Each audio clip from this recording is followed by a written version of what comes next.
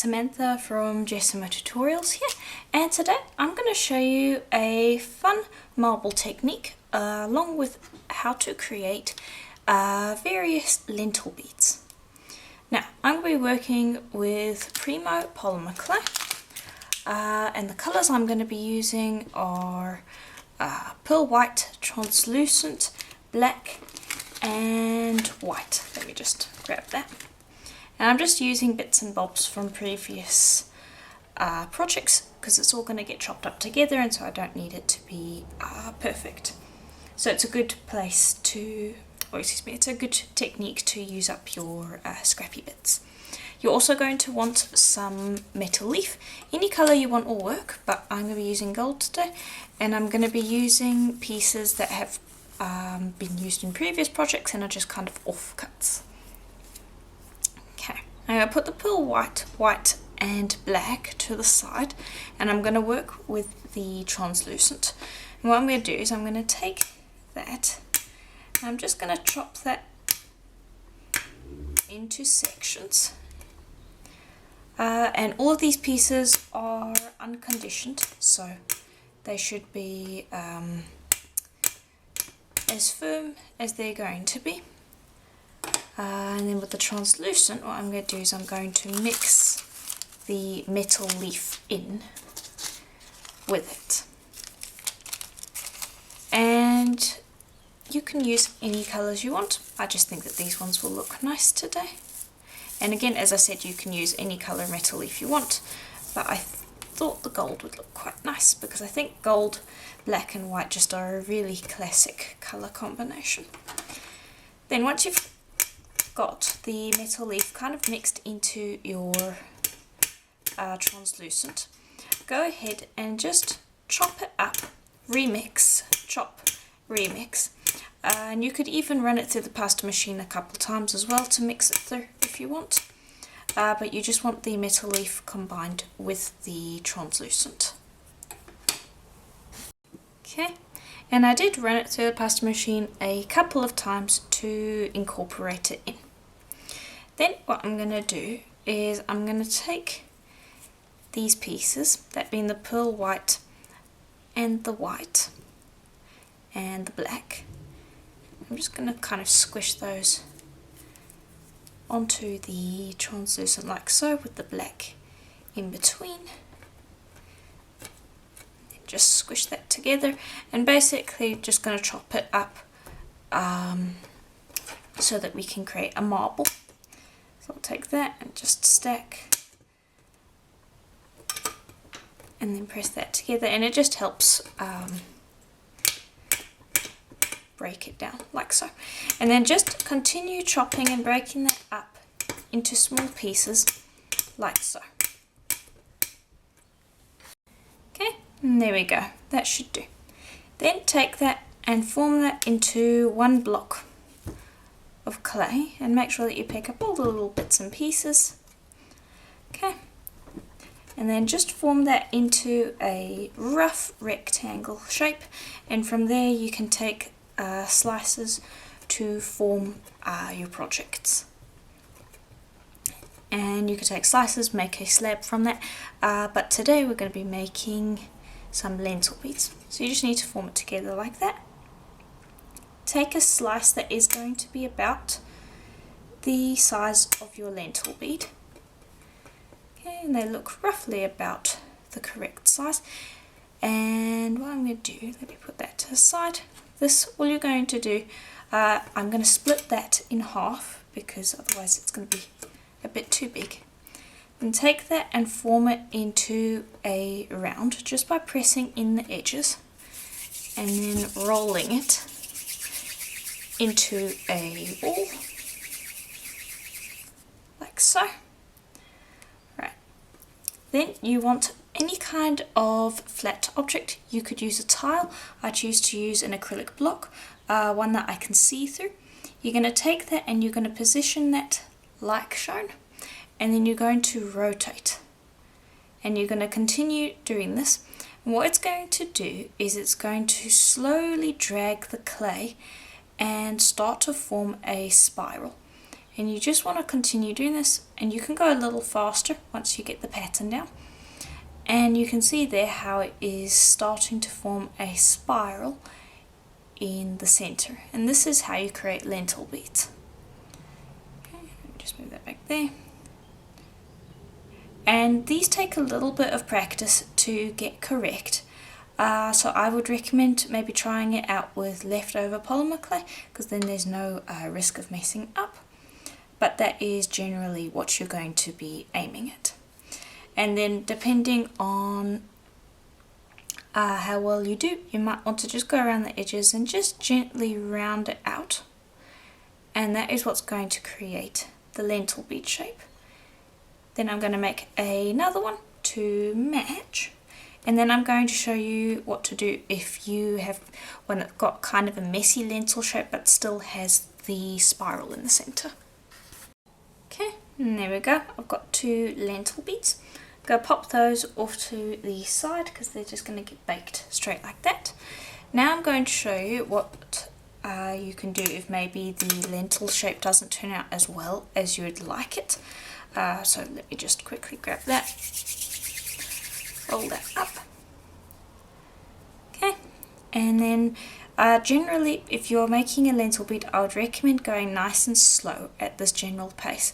But sometimes if you go a little faster like this, you can end up with a bit of a funky shape while still getting the spiral. You can see there it's a little bit more of a turn top shape. But yeah, let me just spiral this. And maybe you don't like the lentil bead shape, but still like the spiral that you get. So here's a way that you can use it. Okay, and I'm quite happy with that spiral, but you can see there because of the rough handling, it's kind of an oval shape. That's not a problem. You're going to take that, and generally I will use some form of mold. I'm using this little kind of pointed oval mold. And what I'll do is I'll form the lentil bead to the correct shape. You could even form the lentil bead like this, smooth it out a little bit and do some sanding, and then you have yourself a bead.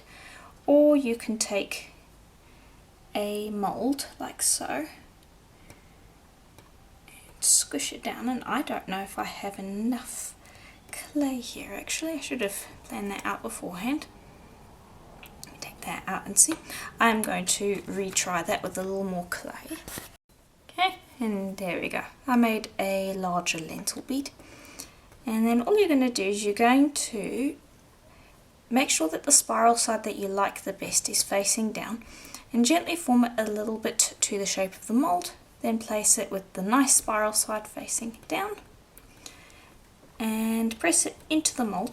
And this is a nice way to kind of work with lentil beads that are a little bit too large, because I find that the ones that look best are more on the tiny side, but those can be a little difficult when you're first starting to make lentil beads.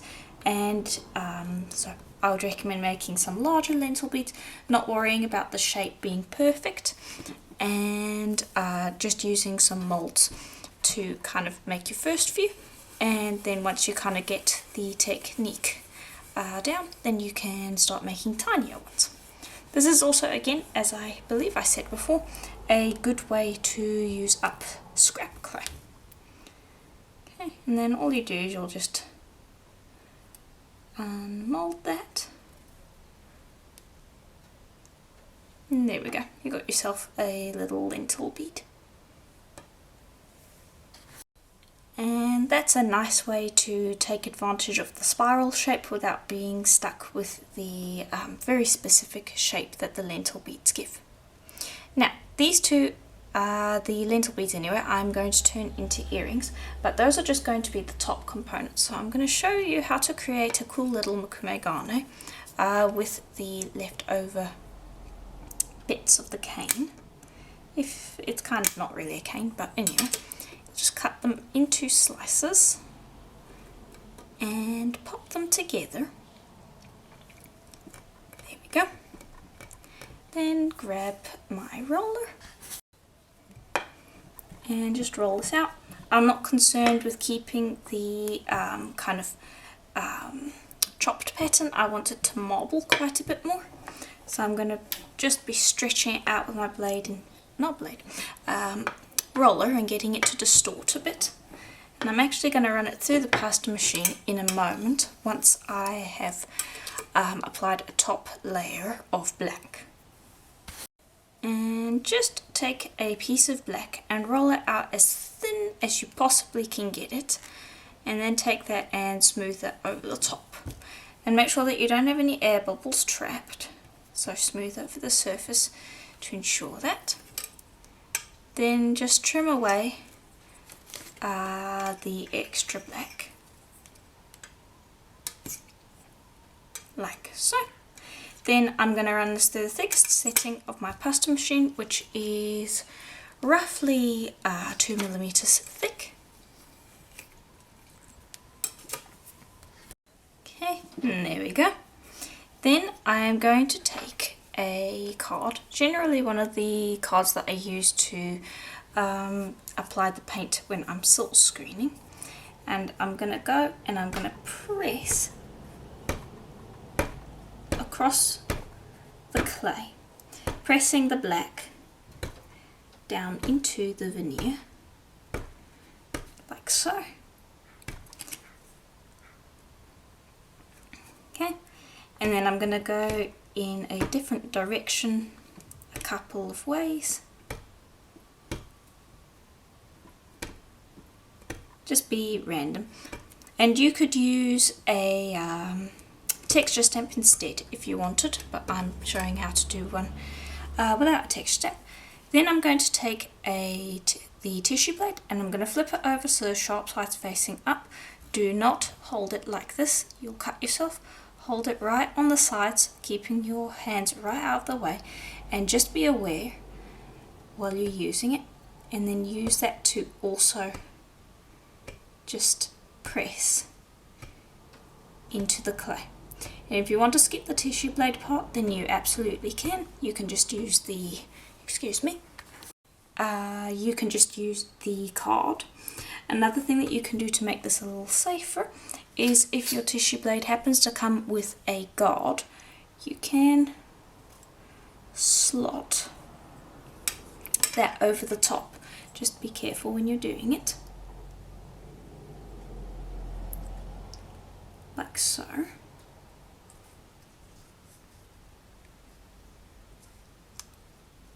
There we go. It can be a little tricky because it's supposed to go the other way. Okay, and then you can press from the top. But again, still just be aware of where your fingers are and where the sharp side of the blade is. So if you're nervous about doing it, you can just use the card. Then I also will just go in random directions, like so.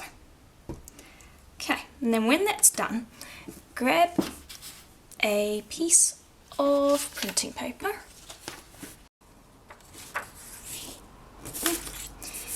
and just give this a quick burnish, and you can even just roll with your roller, like so, to smooth it out and to get these pieces or these lines just kind of joined up together.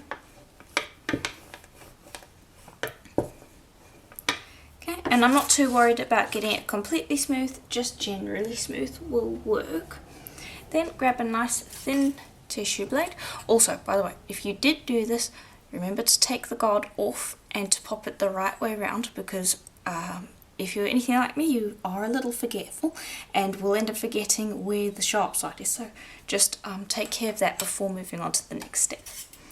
Right, then you're going to grab a thin tissue blade.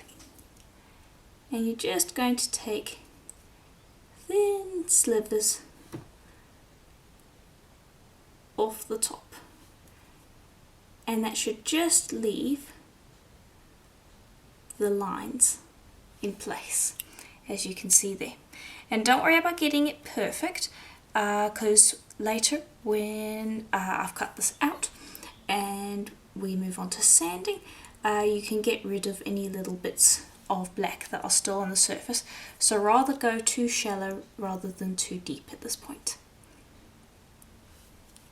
And if you can kind of salvage those, sometimes they look quite cool, and then you can use that for other things.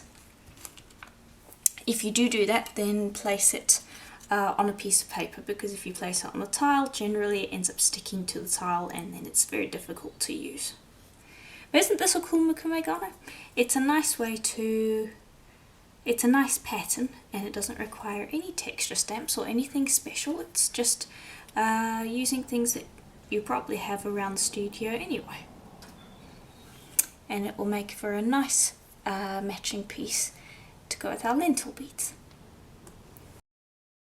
Okay, and there we go. Then once you're finished with that, then take a piece of paper and don't roll it. This time give it a nice burnish to smooth out any of the lines that are still indented and any divots that your blade may have made. Also keep in mind, this kind of Mokume Gane is fantastic for scraps, that being the layer that was made from this. You could chop up your scraps from any kind of project, so long as the colours kind of match, and then pop a layer of clay over the top. Doesn't need to be black. Black generally has the highest contrast, but white does a really good job as well.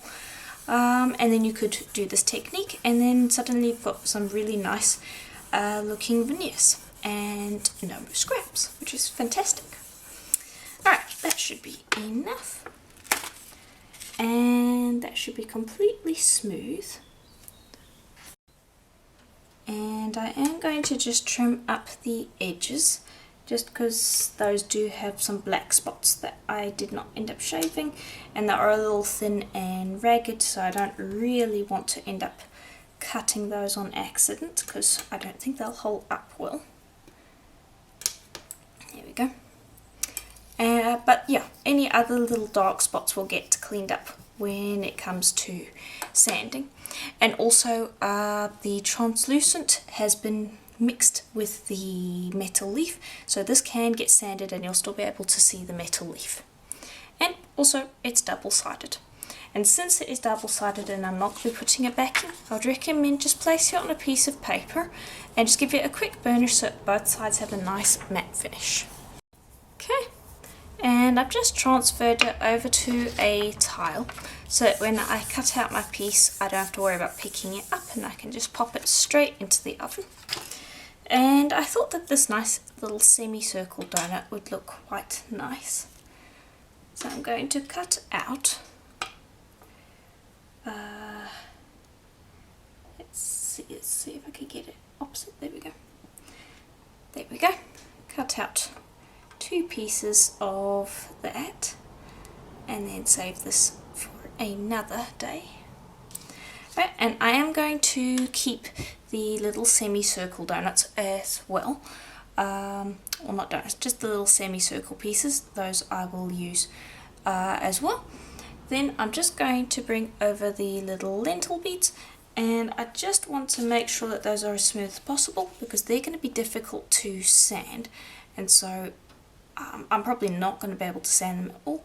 And so once I've made the initial lentil bead, I like to go in and then just refine the shape before placing it in the oven, because again it's kind of a difficult shape to work with after it's baked, so just make sure that you do that before baking it. Then just place it on any piece of paper and you're just going to bake it like that, along with the little semicircle donuts for a full hour at Primo's recommended temperature. Okay, and then when they come out of the oven, you're going to want to take the lentil beads and a eye pin, and you're going to want to twist that into the top of the lentil bead. You could also drill through the center and have it hang like this. You could also drill a hole through the side and connect it with a jump ring, but for these I've chosen to pop a little eye pin screw in. And then for these ones you want to just pop the semicircle out of the middle, and then we can make a pair of earrings with those as well. Okay, and I'm just going to pop those to the side, and I'm going to bring over a wire, because for the lentil beads what I'm going to do is I'm going to pop them using the little pin that we screwed in them, so that we can dip those in the varnish. And then for these ones, I'm going to use a brush to coat them with varnish. So let's get these ones dipped first. And this is a pot of Varathane water-based polyurethane gloss varnish. And I'm just going to take the lentil beads, drop them in, swirl them around to get that varnish all over. And then what you can do is you can just suspend that over the pot or over another thing, like I use a basket sometimes. But these are quite short, so I'll actually just have them drip directly into the pot. And then I will leave them like that, and then every once in a while I will take any kind of rag and just tap the bottom of the lentil beads to soak up any drips so that it doesn't pool right at the bottom while it's drying, because it will dry in a drip shape, which is something that you don't want. So just be around for about 5 minutes and just tap the bottom every once in a while. And then after about 5 minutes, you should be good to just leave them for another 10 minutes to dry completely.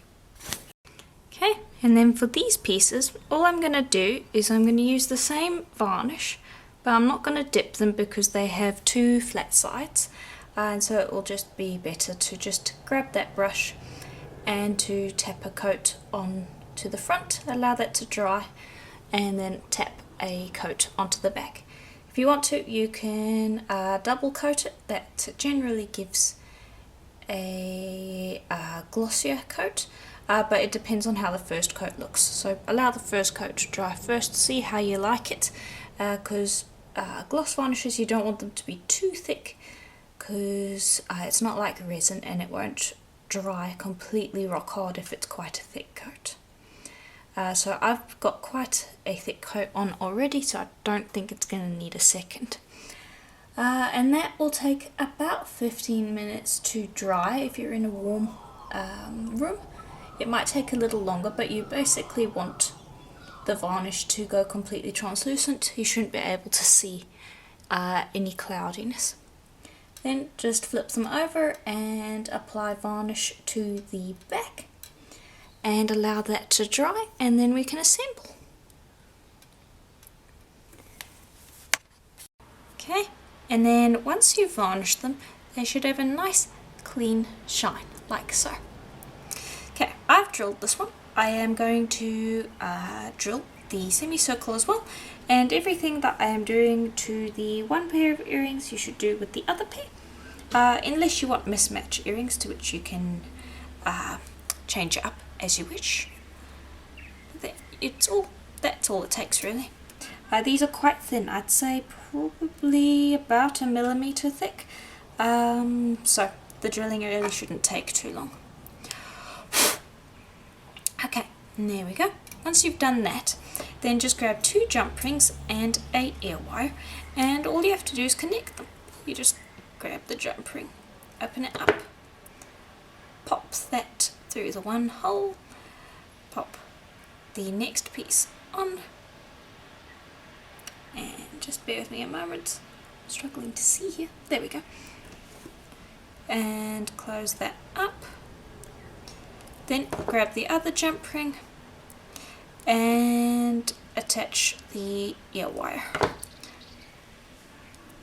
and there we go. And I would recommend using the metal that's the same colour as the metal leaf that you mixed in, if the metal leaf that you mixed in is the same colour as your findings, or is a finding colour.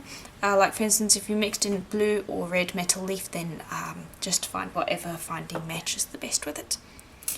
But there we go, that's the semicircle pair of earrings, which I think look quite nice. I actually quite enjoy how those turned out. And then the lentil beads, all I did was I connected the ear wire to the little pin that was at the top, and that's how I assembled those.